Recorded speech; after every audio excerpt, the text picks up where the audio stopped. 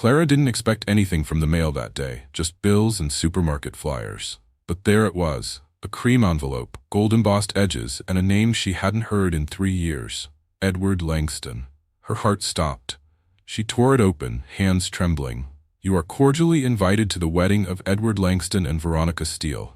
Venue, Langston Estate. Time, 6 p.m. Dress code, formal elegance. She stared, her breath caught.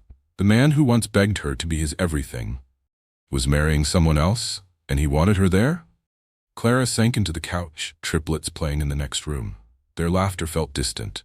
Mummy, Theo threw a pillow at me. I didn't. It fell. She smiled weakly. 3 years ago, Edward vanished the moment she told him she was pregnant, claimed it couldn't be his, that she was trying to trap him.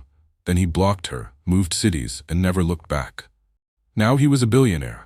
He owned tech startups, his face on magazine covers. Clara had watched it all in silence. She didn't want his money, just his acknowledgement. For them.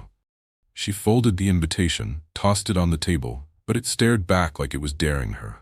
Later that night she couldn't sleep. Memories clawed through her mind, how he held her belly once and whispered, "I'll protect all of you." How quickly that promise turned to ash. At 3 a.m. she sat by the crib. The triplets, James, Theo, and Amelia, lay asleep, innocent and peaceful. They looked so much like him, especially when they smiled. Her fingers brushed the edge of the invitation again. Why now? She knew Edward. This wasn't a gesture of kindness. He wanted to show off, make her feel small, show her what she missed out on. But he had no idea. He didn't know what he had missed out on. The next morning, Clara stood in front of the mirror, determination in her eyes. She hadn't worn makeup in weeks, but today she lined her lips, smoothed her dress, called her best friend for help with the kids. "Are you seriously going?" Tola asked. Clara nodded. "He wants to embarrass me in front of his rich friends." Tola raised a brow. "And you're walking in with 3 kids who look just like him?" Clara smiled. "Exactly." She turned toward the doorway where the triplets were now dressed in matching formal outfits. James gave a thumbs up. Theo dabbed. Amelia twirled. "Mummy, is this a party?" Amelia asked. Clara bent down and whispered, "Yes, baby. But we're not just attending. We're showing up." The Langston estate looked like a palace pulled straight from a movie. Chandeliers sparkled from inside the glass-walled ballroom, and valet boys rushed to open car doors for guests stepping out in diamonds and tuxedos. Clara's Uber stopped just outside the red carpet. She sat still for a second. "Are you ready, Mummy?" James asked from the back seat, adjusting his tiny bow tie. Clara turned, her voice calm but firm. "We're not here to cause trouble. We're just here to remind him what he walked away from." She opened the door. Cameras flashed, not for her, but for the celebrities behind her. Still, heads turned. A beautiful woman in a fitted emerald gown stepped out holding the hands of 3 well-dressed children. People whispered, "Isn't that? Wait, is that Clara? From the Langston startup days? She has kids?" She didn't look left or right. Just held her head high and walked. Inside the ballroom, opulence reigned. Golden arches, flowing champagne, live violins playing soft classical music. Edward stood near the center stage, smiling, his arm around Veronica, his stunning bride-to-be. He looked taller, more confident. But the moment his eyes landed on Clara, he froze. His drink tilted in his hand. His smile faltered. He wasn't prepared. Clara smiled sweetly from across the room. Veronica noticed his sudden silence and followed his gaze. Her expression darkened instantly. "Who is she?" she asked. Edward blinked. "No one, just an old friend." Veronica stepped back, fuming. Clara continued her slow, elegant walk into the crowd, children flanking her like royalty. She could feel every eye in the room locked on them. Whispers spread like wildfire. "She looks amazing. Are those his kids? They have his eyes." James suddenly tugged Clara's dress. "Mom, that man's staring weird." Clara glanced at Edward. "That's your father." The boy blinked. "Him? He doesn't look like a dad." She crouched beside them. "Be polite, smile, and remember, you have nothing to be ashamed of." They nodded, and James gave her a proud little salute. Suddenly, the master of ceremony announced, "Ladies and gentlemen, let's raise a toast to Edward Langston and Veronica Steele." The room clapped, but Edward didn't. He was still staring at the kids, still staring at the past he buried, and it had come dressed in innocence and truth. As the claps died down, Clara and the triplets found a seat near the back. A waiter walked up. Madam, I'm sorry, but I was personally invited, Clara said calmly, handing him the gold invitation card. The waiter stepped back in apology. Clara sat, legs crossed, heart calm, while Edward's world started to crumble. Edward Langston walked across the ballroom floor like a man heading into a storm. He'd faced boardroom battles and billion-dollar negotiations, but nothing prepared him for this moment. Clara, and those three little faces staring at him. Each child looked like a piece of his reflection, his eyes, his smile, his dimple. And Clara? She hadn't aged a day.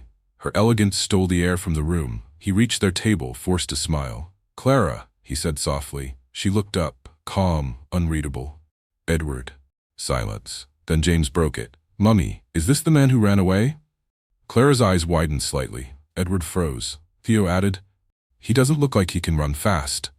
Laughter burst from a nearby table. Clara cleared her throat. Boys, please. Edward knelt to their level, his voice shaky. What's your name? James. Theo.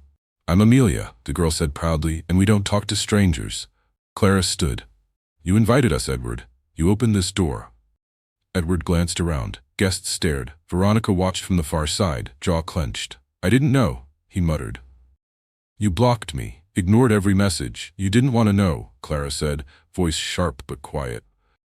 You humiliated me back then. This invitation, it was meant to finish the job, wasn't it? He shook his head. No, that's not. Clara, I didn't think you'd come. But I did, she snapped, and so did they. Amelia tugged Clara's hand. Mummy, are we going to dance soon? Edward stood up slowly, glancing at the girl again. She looks like my sister when she was little. Yes, Clara said. They look like you, because they're yours. The ballroom fell even quieter. A guest gasped. Edward's face turned pale. He looked toward the stage. Veronica was gone. Go on, Clara said. Get back to your perfect life. We'll see ourselves out. She turned to gather the kids, but Edward grabbed her wrist. Wait. She looked at his hand. He let go. You knew where I was all this time? He asked.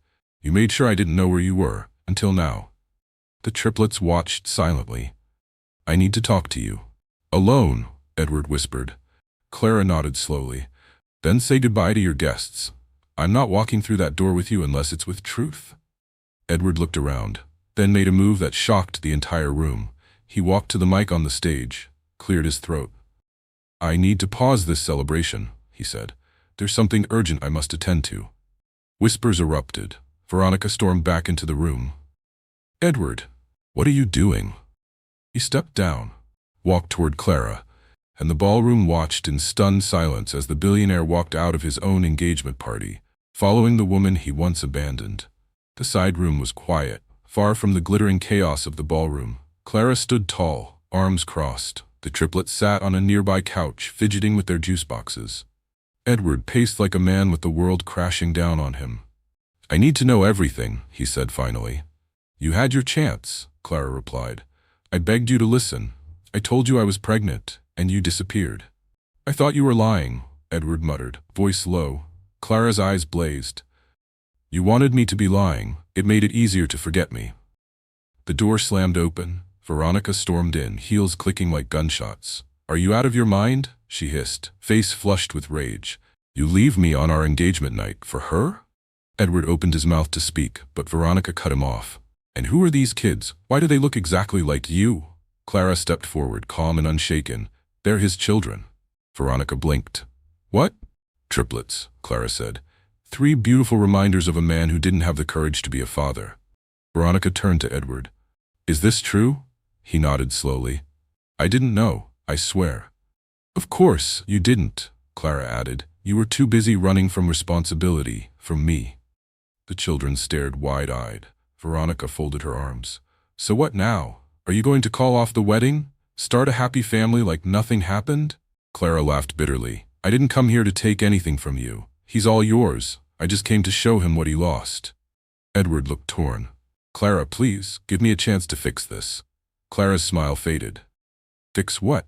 You can't undo years of silence. You can't give them back their birthdays, their first steps, their tears at night when they asked why they didn't have a daddy. He sat down, burying his face in his hands. I was a coward, he whispered. Veronica rolled her eyes. Oh, now he finds a conscience. Clara bent down and looked at her kids. Let's go. Wait, Edward said, rising. Let me talk to them, please. Clara hesitated. then nodded.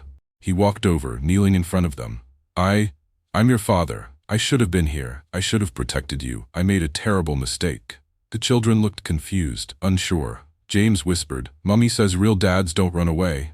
Edward's eyes filled with tears. She's right, but I want to earn a second chance, if you'll let me. Theo tilted his head. Do you know how to play football? Edward smiled. I can learn. Amelia asked, Do you like pancakes? I love pancakes. They giggled. Clara watched quietly, her heart torn between pain and pity. Veronica, disgusted, grabbed her purse. I won't be part of this circus, she snapped. Good luck, Edward. You're going to need it. She stormed out, slamming the door. The silence in the room stretched long after Veronica stormed out. Edward stood by the door, unsure of what came next. Clara adjusted Amelia's dress, while James and Theo sat quietly, watching him with curious eyes. I meant what I said. Edward finally whispered. I want to know them. I want to make things right. Clara turned to him. You can't just walk back into our lives with promises and expect it all to be okay. I know, he said softly, but I'm not the same man I was. I've spent years chasing success, filling my life with things that never mattered. But seeing them tonight, it broke something in me. In a good way. Clara studied him. His voice was sincere. His eyes had softened, not the cold, calculating man she remembered. But could she trust him? Why now, Edward? She asked. Why tonight? He sighed. Truth? I sent that invitation to show you what you missed. Petty, I know, but when I saw you walk in with them, my entire world stopped. I saw what I missed, and I've never hated myself more. Clara's eyes welled up, but she quickly blinked the tears away. You hurt me, Edward, deeply, and not just me, you hurt them too. I know, he said, and I won't ask for forgiveness in one night, but let me start with something small. Breakfast tomorrow. Just the 5 of us. You don't have to decide anything now. She hesitated. Then James piped up. Mum, can we go? Just for the pancakes? Theo nodded enthusiastically. Yeah, and he said he'd play football. Clara looked at their eager faces. So full of hope, she sighed. Okay, breakfast, that's it. Edward smiled, grateful. Thank you. They stepped out of the private room back into the ballroom. The party was nearly over. The music had faded, and guests were whispering about the drama of the century. Clara walked through the crowd with her head held high. Edward followed, a changed man walking behind the woman who once loved him and the children he never knew he needed. Outside, the air was crisp. Paparazzi had gathered. Flashbulbs exploded as they saw Edward walking alongside Clara and the kids. Edward, is this your family? What happened to the wedding? He paused, shielding the children with his arm. No comment, he said. Let them be kids. He helped Clara into the car. As they buckled the kids in, Clara glanced at him. Don't make promises you can't keep, Edward. I won't, he said. Tomorrow, 9 a.m., I'll cook. Clara smiled faintly. Good. Don't burn the pancakes. The smell of burnt pancakes drifted through the air. Edward fanned the kitchen with a dish towel, coughing. Okay, that batch didn't go well? Amelia peeked into the kitchen. Mummy says the smoke alarm is not a timer. He laughed. Tell her I'm learning. She skipped off, giggling. Edward stared at the mess around him, flour on the floor, batter on his shirt, and a mountain of failed pancakes stacked in the bin. He looked like anything but a billionaire right now. But for once, he felt human. The doorbell rang. He rushed to open it. Clara stood there in jeans and a soft blouse, holding a juice box in one hand and balancing 3 little backpacks in the other. You're late, she said, teasing. I was battling flour, he replied. The triplets ran inside, already exploring. James looked around. Wow, this place is bigger than the hospital we were born in. Theo climbed onto a couch. Can we live here now? Clara gave Edward a warning look. He nodded. Slow down, champ, let's eat first. They gathered around the dining table. Clara tried not to look impressed by the neatly arranged fruit, juice, and the final batch of semi-decent pancakes. As they ate, Edward watched the kids with awe. So, what's your favorite cartoon? He asked. Super Rangers, all 3 shouted. And your favorite food? Pancakes, but not burnt ones, James said. Everyone laughed, even Clara. For a moment, it felt normal, like this had always been their life. But as the plates cleared, silence slowly crept in. Clara looked at Edward. Why didn't you ever call? She asked quietly. Edward sighed, setting down his fork. I was scared. I wasn't ready. I convinced myself you'd be better off without me. Clara's voice cracked. Do you know how hard it was? Watching you become rich, powerful, while I struggled to buy baby formula? He looked down, ashamed. I missed everything, he whispered. And no matter what I do, I can't get those years back. Clara wiped her eyes. I never wanted your money, Edward. I just wanted you to show up. Amelia crawled onto Edward's lap and hugged him. I like you, she whispered. He froze, then wrapped his arms around her gently, his eyes misting. I like you too, princess, he said.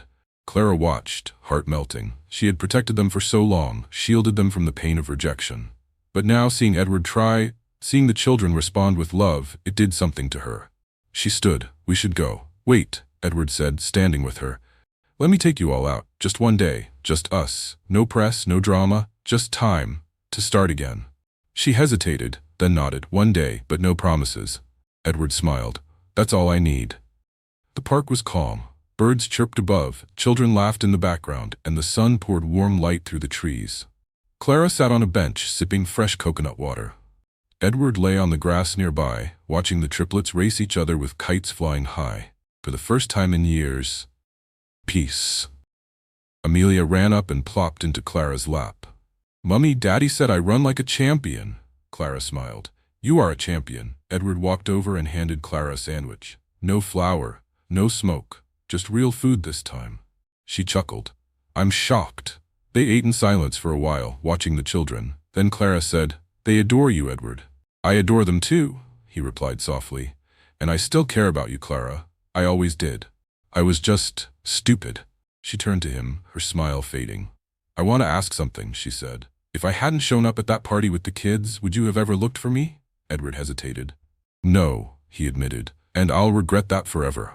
Clara nodded slowly. Thank you for being honest. He leaned in, eyes searching hers. But now that I've found you, I don't want to let go again. Her heart thudded. Edward, don't answer yet, he said. Just let me prove I've changed, one day at a time. Suddenly, a voice called out. Well, isn't this sweet? They turned. Veronica stood at the edge of the park, arms crossed, lips twisted into a bitter smile. Clara stood up instantly. What are you doing here? I came to say congratulations, Veronica said. You won. You broke up a billionaire's wedding and replaced me with 3 little copies of him. Clara stepped forward. I didn't win anything. This isn't a game. Oh, please, Veronica sneered. He never loved you. He just feels guilty. Edward stepped in. That's enough, Veronica. She scoffed. Fine. Enjoy your little fairy tale. But remember, guilt fades, regret fades, but betrayal, it stains. She turned and walked away, heels clicking against the pavement. Edward turned to Clara. I'm sorry. I know, she said, but words won't fix everything. He looked into her eyes. Then let me earn your trust. Let me be there, for them, for you. No games, no pressure, just presence. Clara looked at the kids, now drawing hearts in the dirt. She took a deep breath. Then start by showing up tomorrow, 7 a.m., school drop-off. He smiled. I'll be there. She laughed. They'll expect pancakes again. I'll wake up at 5? They both laughed. As the sun dipped behind the trees, Edward and Clara sat close, hopeful, not perfect, but willing to try. What do you think? Should Clara give Edward a second chance? Can love really rise from the ashes of betrayal? If this story touched your heart, like it, share it. And don't forget to subscribe so you don't miss more emotional stories.